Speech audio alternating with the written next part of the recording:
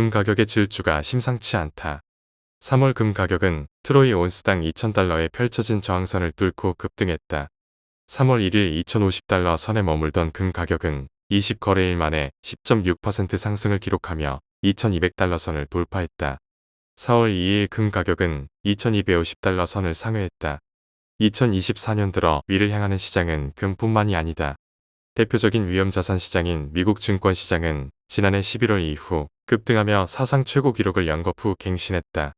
2022년 이후 거품이 빠졌다고 평가받던 비트코인 가격은 3월 들어 7만 달러 선을 돌파하기도 했다. 종합하면 이번 급등은 금 시장의 단독적인 변화가 아닌 금융시장 전반이 상승 압력을 받은 결과다.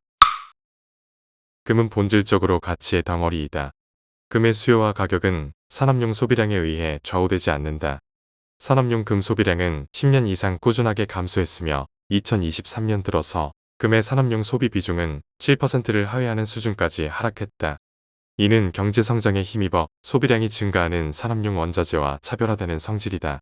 금은 경제 성장에 따른 산업 소비량 증가도 배당과 같은 수익도 기대할 수 없는 대신 상대적으로 안정된 가치를 가진다. 반면 달러나 위안과 같은 화폐는 인플레이션과 함께 시간의 흐름에 따라 구매력 하락이 발생한다. 한 예로 미국 달러의 소비재 구매력은 40년 만에 3분의 1을 하회하는 수준까지 하락했다. 이 때문에 중앙은행이나 투자자들은 화폐 안정성에 대해 불안을 가지는 경우 자산 가치 보존 수단으로 금 매입을 선택하게 된다.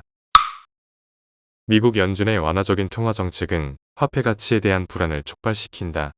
2020년 직후 글로벌 사회는 통화 정책 완화에 따른 화폐 가치 하락을 직접 경험했다.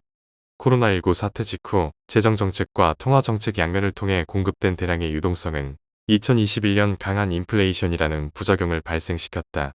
2022년 3월 이후 미 연준이 강경한 통화정책 긴축을 시행한 이유가 바로 이것이다. 연준은 약 17개월 만에 기준금리를 5% 이상 인상했다.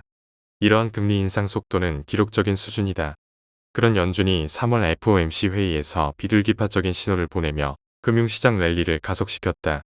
연준은 3월 FOMC 회의에서 금리 3회 인하 전망을 유지하고 양적 긴축 속도 조절 가능성마저 시사했다.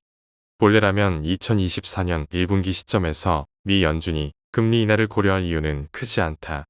연준은 법적으로 가격 안정과 최대 고용 양쪽을 만족시킬 의무가 있다. 그러나 미국 노동시장은 건전성을 유지하고 있다. 2월 실업률은 3.9%로 4%를 하회한다. 반대로 물가 측면에서는 인플레이션 재점화의 우려가 남아있다.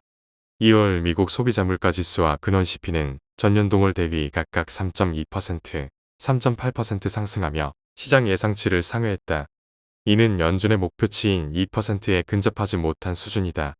더욱이 2024년 들어 원유 시장이 상승세를 나타내고 있다. 역사적으로 원유 가격 상승은 물가 상승으로 이어졌다는 점을 감안하면 물가가 다시 요동칠 위험이 남아있음을 알 수 있다. 이러한 상황임에도 연준은 금리 인하 방침을 고수했다. 이는 두 가지 가능성 중 하나를 의미한다.